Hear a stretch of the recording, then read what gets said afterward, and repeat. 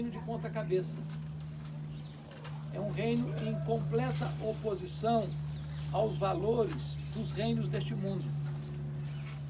Aquilo que o mundo aplaude, o reino de Deus repudia.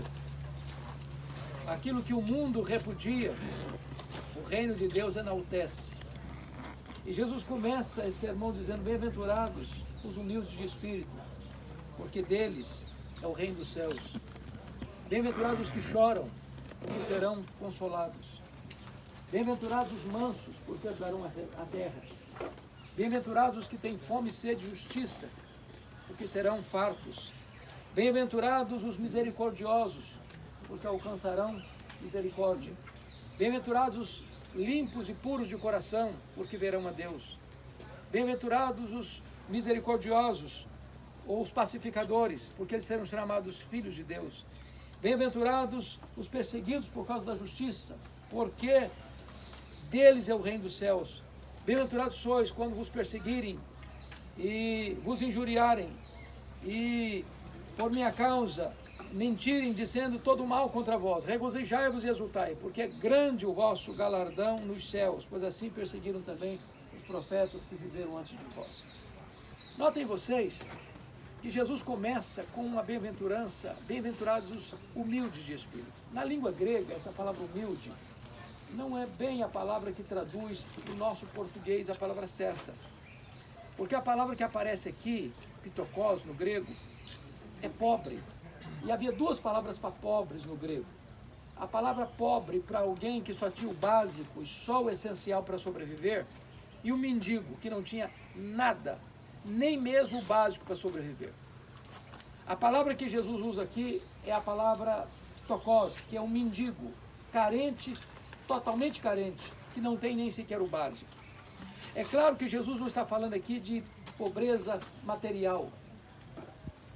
É claro que Jesus não está enaltecendo aqui alguém que é pobre financeiramente. O que ele está dizendo aqui é que a porta de entrada no reino é para aqueles que não têm qualquer exigência a fazer em virtude de suas preconcebidas boas obras ou supostas boas obras. Mas feliz é aquele que chega para Deus completamente carente, como um mendigo dependente totalmente da graça de Deus para ser salvo. A primeira objeção, o obstáculo para alguém entrar no reino dos céus é a soberba, é a autossuficiência. É alguém pensar que ele é bom, que ele não precisa de Deus, que ele tem méritos para reivindicar, para exigir. Então, a bem-aventurança do reino é a entrada do reino, é a porta de entrada do reino. Feliz é aquele que é humilde de espírito. Feliz é o que chora. É claro que Jesus também não está enaltecendo a pessoa triste, cronicamente triste. Não é isso que ele está dizendo. Feliz é aquele que chora ao ter consciência de seus pecados, das suas mazelas, das suas misérias existenciais, dos seus pecados. Reconhecendo os seus pecados, entristecendo-se por eles, chorando por eles. Bem-aventurado é o manso. O manso, aqui a palavra manso, é o animal feroz que foi domesticado. A palavra praus no grego significa isso. Um animal que era bravo, que era selvagem, que foi domesticado. Não perdeu a sua força, mas tem sua força sob controle, sob domínio. O que significa que você e eu não perdemos a nossa natureza humana. Porém, o poder do Espírito Santo nos domesticou, nos adestrou. E hoje você usa essa força que você tem, não para ferir alguém, não para prevalecer sobre alguém, mas essa força que Deus lhe deu está sob o jugo do senhorio de Cristo e sob a influência do poder do Espírito Santo. Bem-aventurados os que têm fome e sede de justiça. Notem vocês, não aqueles que têm fome e sede de explorar, de ganhar de qualquer jeito, de explorar o próximo, mas aquele que tem fome e sede de justiça, tanto de receber a justiça que vem de Deus para a nossa salvação, como a justiça social que promove a justiça de Deus entre os homens. Bem-aventurados, diz o texto, os misericordiosos, porque alcançarão misericórdia. Essa ideia é sublime, porque se você olhar para a sociedade de hoje, por que ela está tão corrompida? Por que ela está tão violenta? Por que você vê o ser humano tendo medo do ser humano? Por que você vê alguém que dá um tiro numa pessoa e vai para casa e toma um banho e dorme. Porque o ser humano tornou-se bestial. Ele tornou-se o lobo do próprio homem. Mas feliz é aquele que olha para o outro com generosidade, estendendo o coração na miséria do outro para socorrê-lo, para levantá-lo, para ajudá-lo, para investir nele. Feliz os limpos de coração. Se Jesus tivesse começado com esta bem-aventurança, nós estaríamos desesperados, né? Limpos de coração. Em outras palavras, no reino de Deus não se privilegia a espiritualidade farisaica, da autopropaganda, a espiritualidade exterior, onde se vende uma imagem de uma realidade que não existe. Mas bem-aventurado é aquele que lá no coração busca a santidade, busca a pureza, que os homens não conseguem ver, mas que Deus sonda e conhece. Bem-aventurados os pacificadores. No mundo de tantas guerras, no mundo de tantos conflitos, onde cada acordo de paz selado já se investe na próxima guerra, o texto está dizendo: feliz é aquele que promove a paz. É aquele que não apenas vive em paz, mas ele, em vez de jogar um contra o outro, de criar conflitos e tensões, seja dentro de casa, seja na igreja, seja na sociedade, é alguém que está construindo pontes de contato, onde as pessoas abriram abismos de mágoas e ressentimentos. Bem-aventurados os perseguidos por causa da justiça. Ele não diz que são bem-aventurados os perseguidos. Há muitas pessoas que são perseguidas, que produziram essa perseguição, que provocaram essa perseguição. Mas quando você é perseguido por viver os valores do reino, por viver na presença de Deus, então você não deva sofrer com isso e nem ficar machucado por isso. Você é feliz por isso, porque você está sendo perseguido pelos valores que Deus estabeleceu. Bem-aventurados sois quando por minha causa vos injuriarem, vos perseguirem, mentindo, disserem todo mal contra vós. Regozijai-vos e exultai. Porque quando nós estivermos passando por essa situação, nós estamos incorporando a fileira daqueles profetas que viveram antes de nós, que foram também perseguidos por esta mesma causa. Depois que Jesus apresenta a plataforma do reino, então ele vai mostrar como é que esta igreja mostra isso para o mundo. E ele diz: vós sois o sal da terra, vós sois a luz do mundo. Jesus foi o maior especialista nos discursos, nas palavras e nos sermões, porque ninguém como ele usou imagens tão simples, tão profundas ao mesmo tempo e tão eloquentes. Quem não sabe o que é o sal? Quem não sabe a influência do sal? Tira o sal da vida e veja como é que a vida fica insossa. Apague a luz do dia e veja quão terríveis as trevas são. E Jesus disse que você é sal porque você é uma influência interna, invisível, mas tão sensível e tão necessária. Você é luz, porque é impossível você deixar de ser visto. Você está sendo notado, você está sendo lido, você está sendo assistido, porque você é luz. E onde a luz chega, ela aparece. A partir daqui, Jesus começa a mostrar para nós que a plataforma do reino passa por você entender que a lei de Deus não é para ser revogada, mas para ser cumprida. Como eu não consigo cumprir a lei, o meu Redentor, como meu substituto, veio no meu lugar e cumpriu a lei por mim. Ele começa a mostrar para nós que o que ele, Jesus, está entrando de frente, em forte oposição com a sua época, não é com a religião da sua época, é com o falso entendimento da religião da sua época. Por isso ele diz: ouvistes o que foi dito aos antigos, não matarás, quem matar será sujeito de julgamento, eu porém vos digo.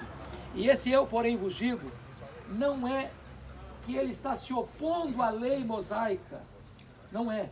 Ele não está se opondo à lei mosaica, ele diz: eu não vim para revogar, eu vim para cumprir. Ele está entrando em choque com a interpretação falsa da lei mosaica, é com o farisaísmo da época. É com a interpretação dos anciãos, que criaram regrinhas e mais regrinhas, preceitos e mais preceitos, colocando um grande peso nas costas das pessoas, não aliviando sequer com um dedo. E a religião se tornou uma fonte de opressão e não de libertação. Jesus, na plataforma do reino, está mostrando que a religião verdadeira liberta as pessoas em vez de escravizá-las. Torna a vida das pessoas melhor e lhe torna a vida das pessoas pior.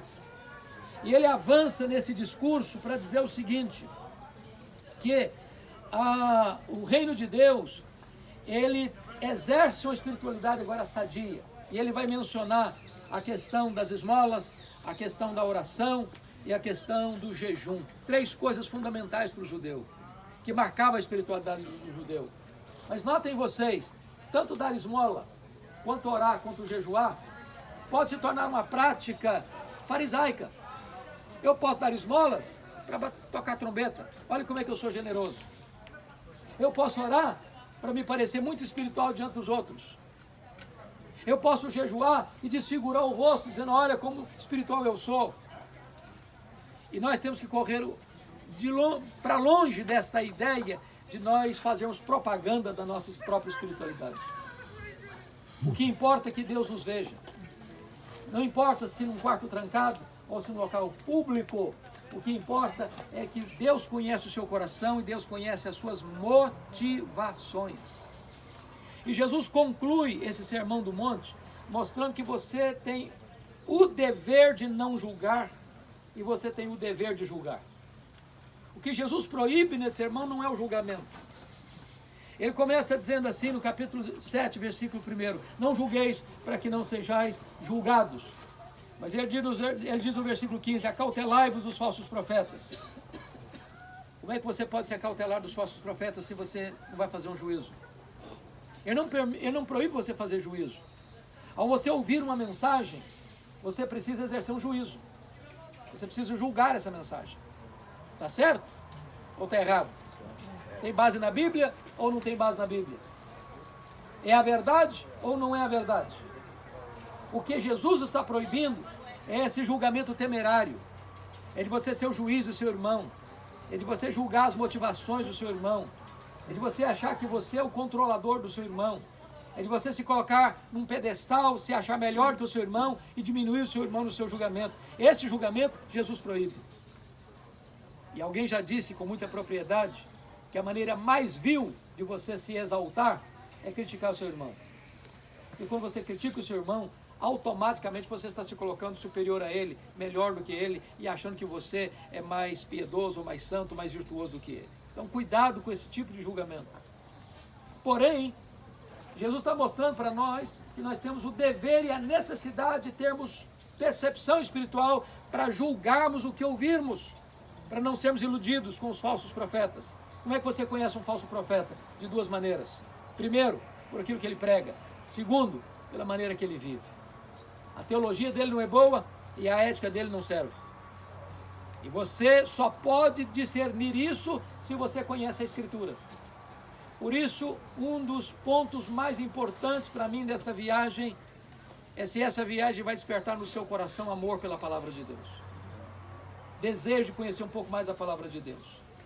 A vantagem que vocês estão tendo nessa viagem, que ao lerem a sua Bíblia agora, você ao ler uma narrativa bíblica disse, puxa vida, esse fato aqui aconteceu e eu estive lá, eu conheço essa geografia. Você tem condições de descrever isso com mais precisão. Quando você for dar sua aula de escola bíblica dominical, quando você for dar uma palestra, quando você for subir ao púlpito para pregar, você vai fazer descrições mais nítidas ao descrever o mar da Galileia, ao descrever Cafarnaum, ao descrever o monte das bem-aventuranças. Você vai trazer isso à sua memória. Se você aprender um pouco mais da Escritura, amar a Escritura, então isso vai ser uma bênção para a sua vida. E é quando você conhece a palavra de Deus, é que você tem filtro para saber se o que você está ouvindo é verdade ou não é verdade.